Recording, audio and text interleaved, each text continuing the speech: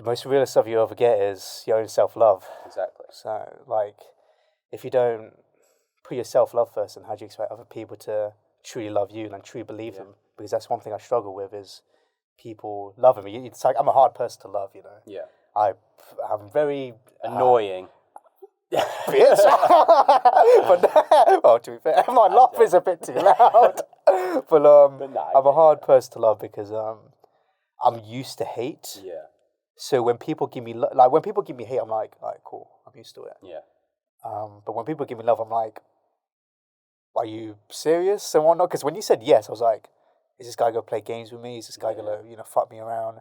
Because it happened way too many times. Yeah. So when people say, oh, Azam, I think you're really cool, I think you're great, I'm like, I'm not sure if you're lying to me. Ladies and gentlemen, welcome to the Renecide podcast. This is the first ever episode, and this is all about self-improvement and just improving your day-to-day life. I'm nervous as shit right now, but I want to be honest, I want to be transparent, and what better way to do that than the first episode being about my most vulnerable project, Peace of an Adolescent.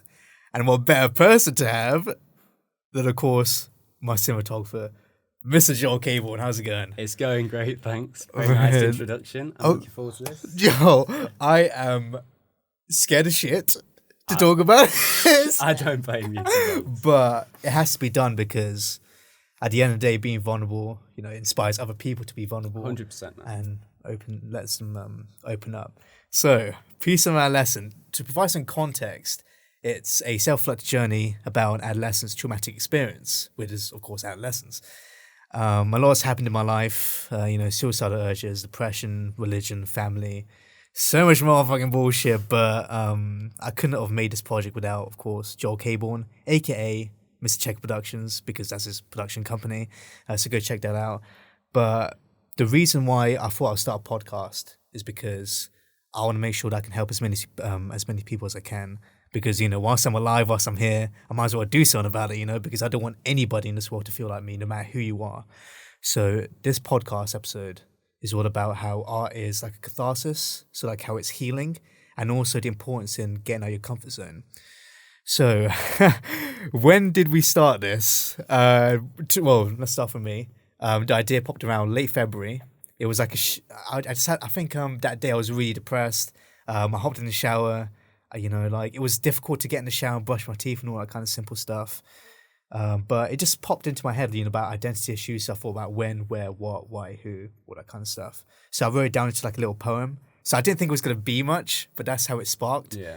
But when did you join along? So I think, we started filming, was it around July, August time? September, because that was a couple weeks before. Yeah, because we did We Are Slaves. Of course. Which is August? No. Was that August? Yeah, August, because October, it's every 2 months. Ah, of course, yeah. And then I remember we filmed in September because, a few weeks before Welcome Week, because if we did it during Welcome Week, there'd be noise. Yeah. So, we planned it. Yeah, we planned it. And I sent the message in August. Because it was That's after it, we... Yeah. So, if we take it back a little bit even more, we met in, was it April or June? July. We met in July at the networking event. Yeah. I'm so off with dates. so July, we met at a just a filmmaking networking event. Mm-hmm. And then from there, we spoke for a little bit. Then afterwards, you sent me a message and was like, I've got this project.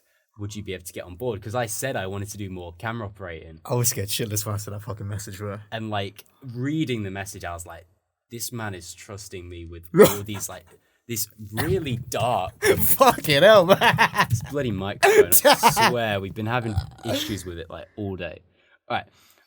Yeah, so you asked me, it's this deep project, there's these dark themes, and I'm like, this guy is opening up to me, and we have never really spoken before. But I was like, this is great. It's really relatable, to a lot of people. I can definitely relate to bits in it. And I thought, you know what, let's make some powerful. And I was like, yeah, let's jump on it. So I'm grateful, man. Because where I was at mentally before we were together, before We Are Slaves, by the way, We Are Slaves is a 40-hour short film that we made. Yeah, we're not slaves. Yeah, we're not slaves. We're not slaves out of this motherfucker. But We Are Slaves is just a quick 40-hour short film. So where I was at mentally before we talked to each other, like, so when I wrote that poem about the 5 Ws, which is when, where, what, why, who, I was pretty like my feelings were being toyed around, and I was lost, and people didn't know who I was. So it was all about identity issues, which sparked the idea like, look, I have to make a story about my adolescence. Your motherfucking microphone. Yo, it just keeps going back. We have gaffer tape on this. I think I've sort of fixed it now. Okay, we'll just leave as is. Like, bear with us, ladies and gentlemen. But where I was at mentally before the project, I was like lost. And people didn't know who I was. Yeah. I didn't know who I was, and my feelings were getting toyed around constantly. Where I was at, and also like before we met, back in April 25th. That was a late. I can't even fucking saying this shit. I only told 2 people this shit, like the whole story. I haven't told you this. I haven't told anyone. Okay, damn. So on April 25th on midnight, I was gonna like attempt to take my own life, but someone stopped me that day. It's a very, very long story, but that's gonna be saved for another time.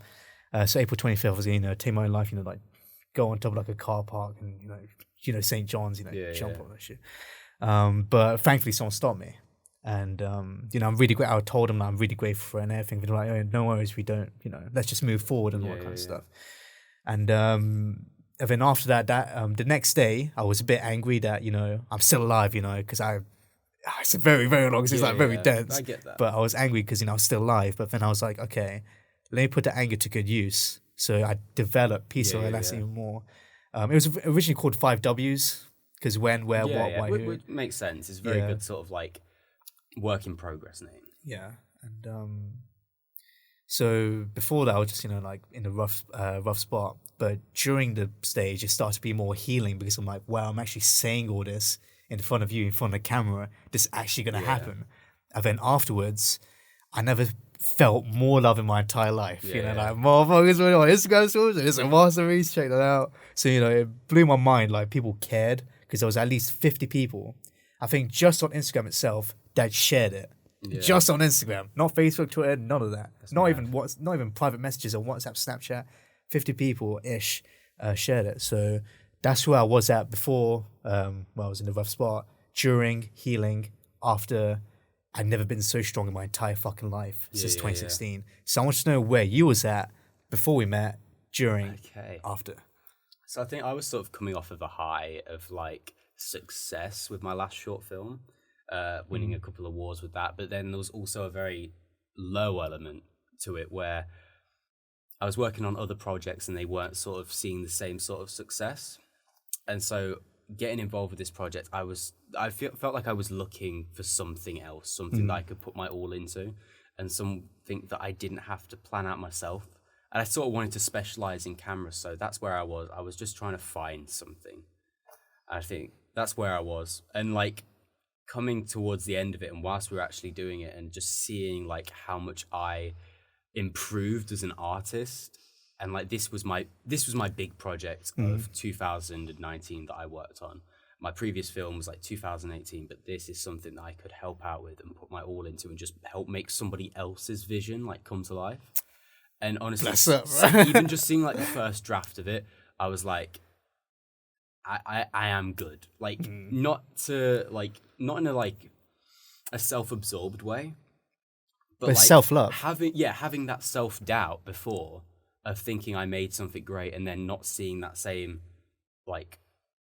thing reciprocated in another project, but now seeing like, really it's like I just need to be able to specialize and help and put all my efforts into one instead of putting my eggs in a load of different baskets, if you get me. Yeah. So honestly, like seeing the reception made me so fucking proud of you and like myself as well and what we managed to accomplish for your film.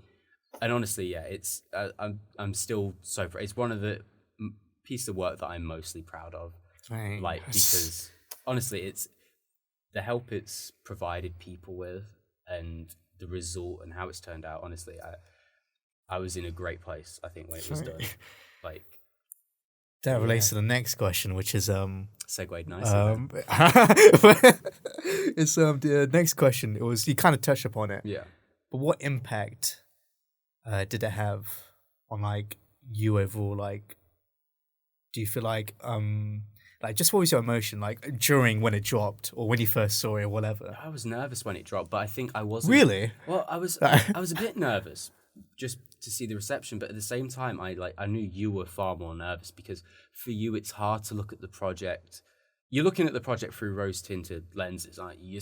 You're not seeing it for what it really is. Yeah. Because, you know, as somebody who's created it, you're either looking at it from a very positive standpoint or a very negative standpoint, and it's hard to get like a realistic look at it. And for me, I feel like I saw it realistically, and I saw how it looked, how everyone else would see it, and I think it's amazing. And I think a lot of other people thought the same thing. So I was a little bit nervous, you know, sharing it with like family and stuff and friends, but honestly, like, yeah, when it dropped, I was ecstatic, so excited. I wanted people to see it. I was like, have you seen this yet? Please watch it. I was sending it to my ex-girlfriend, telling her to watch it. Do you know what I mean? It's like, I know we ain't speaking no more. But yeah, no, honestly, it was amazing. In terms of the impact it had on me, this shit, YouTube, like, for those who don't know, I've been doing YouTube for 6 years, made over 500 videos. So I've been Renecide since December 13th, 2013. But YouTube, that shit saved my life, bro. Because I remember, you know, for those who don't watch the project, for those who don't really know much about me, I've been a loser, you know, wherever I went. Brown people never accepted me. Family never accepted me. When I walked in school, you know, imagine just walking into school and then 80% of your year, so every class you went into, just looked at you with like embarrassment, like, you know, who is this guy? Like, who does he think he is? Making these goofy little videos, you know, like this guy's a joke, basically. So, you know, I've been a loser, you know, I've been depressed, I've been suicidal, you know, especially didn't help when I was really obese as well. Yeah. Because, you know, girls did not want to be anywhere near me. It's a different motherfucking story now. But, yeah, just, this shit saved my life a lot. And there's a quote by, you know, I've been studying Eastern philosophy. Yeah. There's a quote, I'm not sure if you heard of this, but it's a quote by Confucius. And it says that every person lives 2 lives. And the second one begins when he only has one. Oh, yeah. I like it. That was like a book-dropping quote for me. It was like, Jesus. I heard it on the Joe Rogan podcast, but when I heard that, I was like, shit. My second life began as Renecide because I was like, this is where I want to be me. Yeah. And Renecide is just a way for me to finally express myself when the 100%. World never cared about me. But, and it also had impact on a lot of other people. Yeah. I got private messages saying, you know, oh, you know, you're going to be, Hollywood's going to copy in a few years. Oh my gosh. People said, you know, thank you for, you know, being you, because who else is doing it? At the end of the day, people are making art, but who else is doing like autobiographical avant-garde documentaries? Yeah, no one. And no one. It's very niche, but it works so well. I just can't, because I have a folder called Inspiration on my phone, and it's filled with like screenshots of people's love to me. Yeah. And I used to have an opposite one, which is called Negative Inspiration, where people were shitting on me. But I use both to like inspire me, because even though emotions are like can be positive or negative, it's still energy, and I can still use it to build myself up. But I have a folder called Inspiration, and it's just filled with all the love that people gave to me on Peace and Adolescent, everything. And it blows me away that people care, because many years back, you know, a load of people said, oh, you don't pray 5 times a day. You know, you're gonna burn in hell and all that kind of shit. Or, you know, look at the way you look like a rat, or you look really fat and everything, and you don't deserve love and everything. You know, it's crazy, because I grew up being hated. You know, everyone hated me. Like every time I stepped to a house, mosque, everything, people were hating me. But over the years, you know, the more people start to see my growth, they start to change their opinion and be like, oh, I was actually wrong about this guy. And then they took it back, and well, some people apologize, some people still hate me. And some people never hate me in the first place. They just would never really talk to me. But that leads on to the next question, which is why? You know, why did you join me? Like, why did I join? Yeah. Honestly, I actually think I briefly touched on this a little bit earlier. Yeah, about using your camera more and shit. Yeah. So, yeah, on that standpoint of me wanting to go out there, looking for a new project, wanting to sort of improve my skills as a camera, but also, like, I saw like the impact that this could make, and I'm relating to parts of it on like a deeper level. I knew this was something that could help people. and I wanted to be a part of that and help you make it. Because the thing is, like, you could have done this on your own, but you wouldn't have been able to unlock your sort of full vision of it. Exactly that, yeah. So obviously you're in loads of the shots, and it would have taken you so much longer to set up a camera, Do it focus on everything it solo. yourself, and do it solo, and you wouldn't have been able to get to like the locations that we did, like with all the equipment. Like obviously I was the driver for a big bulk of the project. You know what I mean? So if you were carrying C100, 3 lights, I didn't even have a. I can't even drive. Exactly. Yeah. Sorry, ladies, I can't drive. You know what I'm saying? But I can. But no, like so little things like that. So I made it so we were able to go to the locations that we wanted to go to. Little things like that, and I think I knew by getting on this project, I could help take it to another level, the level that it deserved to be at. And yeah, honestly, I knew it could help people. And after hearing the feedback, I think, you know, as long as we help one people, it's done its job, and we have done. Helps. I think it helped at least 100 in my opinion. It helped you and me. Yeah, you and me by far. Alone, even if it just helped you and me, it would have been worth it. But the amount of other people that it helped, it's ridiculous. What a fucking win that was. 100%. 9 months worth of work that's been. Yeah. But I guess the reason why I had you join, number one, I made a networking event. You're local, well, not traditionally local, like you're not from Northampton. I'm fairly local. I study here. And you I study here, commute, yeah. So, like, so you're a university student, so I'm like, okay, this guy studies here, so I can see him more often and see what his vibe is like. You mentioned that, okay, if I have a C100, guys, he's a camera operator, I'm here. And I was like, I thought about it, because you gave me your business card and everything. I thought about it. I was like, okay, I'm about to, I don't know, I've worked with this guy like once, spoke to him a handful of times. He's really cool, he's really chill, but this is my fucking life. Yeah. And I was like, because I saw your stuff, 72-hour film competition, your cine website. I knew you were award-winning filmmaker and everything. So I knew you were competent. Yeah. But it's all about like trust, you know? Yeah. Well, that's the thing as well. Like you can appear competent but not work well together as well. Yeah. That's the thing. And like I think as well, when we first met, I was complaining about how people in my year didn't put the work in, and that sort of tells you that like I'm one of you're one of the good ones. So I think we got off to quite a good start. Because we had things in common, that's the thing. Oh, yeah, exactly. Like, we both had similar struggles and whatnot. 100%. But of course, since you're a third year, I was like, okay, he's more competent. He's literally an award-winning filmmaker, which is, you know, check him out, Checkered Productions. But in terms of like trust, the reason why I trusted you is because, you know, I saw the way you talked to, should I say, fuck it, I saw the way you talked to Harry, which was the actor for We Are Slaves. Yeah. I saw the way you treat other people. So the best way to me personally, the way I analyze other people's behavior is watch how they treat other people. Yeah. Because it could be completely different compared to the way you treat each other. Always, like, one of the rules I go by is see how people treat the waiter. Exactly. Watch how people treat retail workers as well. Yeah. Because retail workers are shitted on every single 100%. day. And so the reason why I trusted you, you fucking earned it, boy. Because professionally, personally, and of course creatively as well, because we both were in that same wave, both on the same vibe. So that's the reason why I trusted you. And we kind of touched, I keep saying we kind of touched on this before. I'm trying to transition to the next question. Yeah. But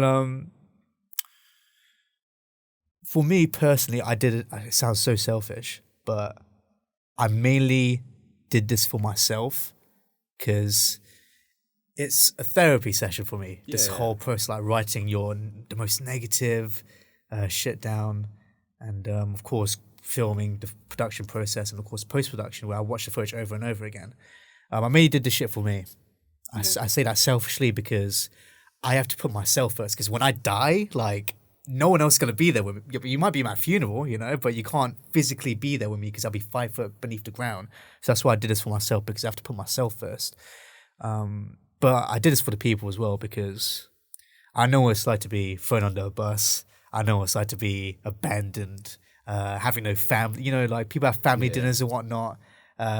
People have the most simple shit, like Christmas dinners, birthday party, or birthday get-togethers. Yeah. I don't have that, you know. It's like you take it for granted when you have it, and then when you don't, you realize how important it is. Even stuff like shopping together with your family, like Morrison's or something like that. Yeah. It's just, I wish I had that. Yeah. I have a computer, I have skills, kind of. I have skills. My bank account is pretty nice. He's flexing. He's like, I say that, I'm fine as well. Everything is fine, but in terms of psychological side, excluding, friends, someone like yourself, within what goes on in the household, I don't have that, It's like, I wish I had that, because I would honestly throw away a lot of things. Like, I would like, I'll get fat again and all that kind of stuff just to get a family back, just to have that back.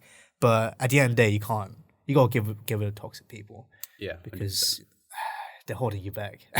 And it sounds selfish, it sounds harsh, but you gotta build your own legacy. They're not gonna, because when they're gone, like, what now? You know, you work towards being a doctor, work towards being a scientist or whatever, but you're living someone else's dream. You wasn't living your dream. Yeah. And once you get to 40, they passed away. Now what? Like, you wasted a shit ton of your life just to satisfy other people. So that's why I have to satisfy myself in order to satisfy the people, which I'm glad that, you people care about my well-being, because I do get constant messages, not constant, but consistent messages saying how you been, and wait for the next project, you're a good person, all kind of stuff. And it blows my mind, because do you consider yourself a good person? I tell you what, this going slightly off topic, but not too far. I'm writing a film at the moment, and one of the lines the characters talk about is this concept of, do you deserve that happy ending? Yeah. And that really made me think. And now you've mentioned this, it's like, are we good people? And who decides what's good and what's bad? Yeah. And I like to think I'm a good person. It's also hard to prove it. I get what you mean. I know I'm not a bad person. Yeah. But where am I? It's a deep question, and you can delve into it a lot, because I feel like a lot of people will be like, yeah, I'm a good person, but like, maybe I don't do enough for other people. I think, like you mentioned, me too, I do a lot of things selfishly for myself, and I think you need to be selfish to live like a happy life.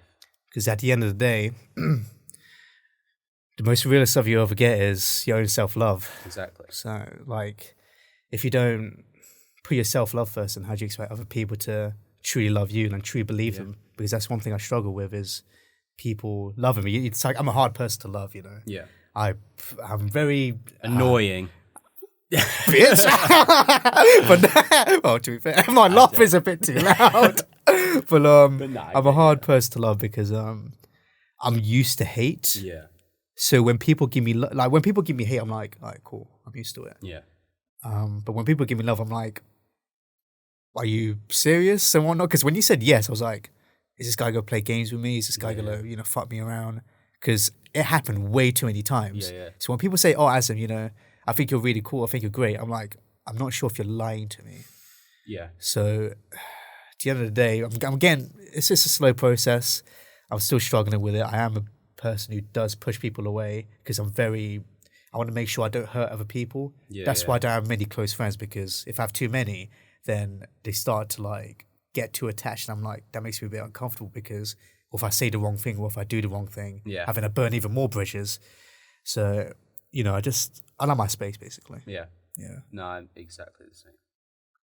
So I think that is pretty much it for the podcast episode about Peace of Adolescent. Damn. In terms of like the process, how would you describe it? Like, was it rough? Was it, because like you only done the cinematography and assistant directing.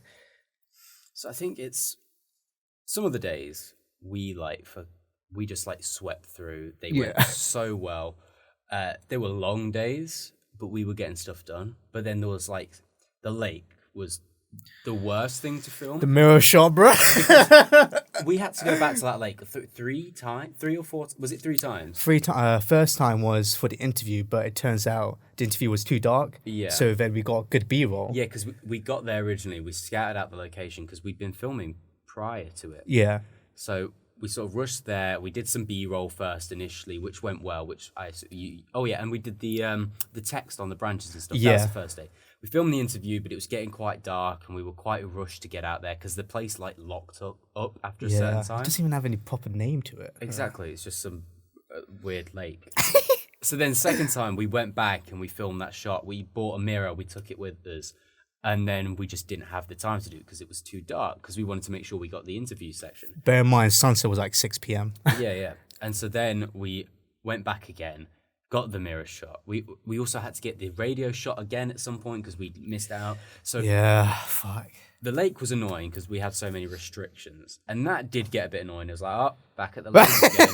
My Converse are going to get muddy again. It's like they don't clean easy. I could have bought you a new Converse. Yeah, if you want to, they're falling apart. How much? About 60 quid. Oh, that's fine. I can buy you new Converse. Yo, look at this guy. You know, this guy bought me a KFC snack box and an Oasis as my payment. Yeah, I paid no one during the process of this. To be fair, no one wanted it. No, I think everybody loved the project so much that everyone's willing to do it for free because everybody, like, I feel like everyone's benefited from it. I know I have. And it's another piece of work for the portfolio that's got my name on it and people can see what I can do.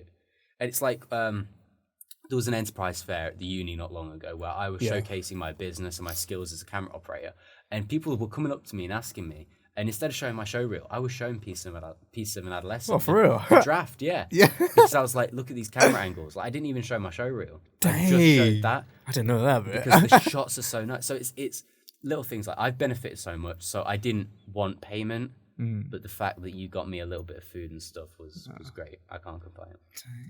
I didn't know about the part you showed Piece of Adolescent to random enterprise people. Everyone. That was before the color grade as well. Yeah. So, it's much better how it is now, but even back then, it's still great. I'm just grateful that I know you, bro. Yeah, honestly. And also the people that I met along with you, like the actors and all that. But I did this just... when it comes to my projects, my autobiographical avant-garde documentaries, since no one else is doing it, I got to be the one. Exactly. And I'm grateful to have a team. You know, I have Damon, which is my composer.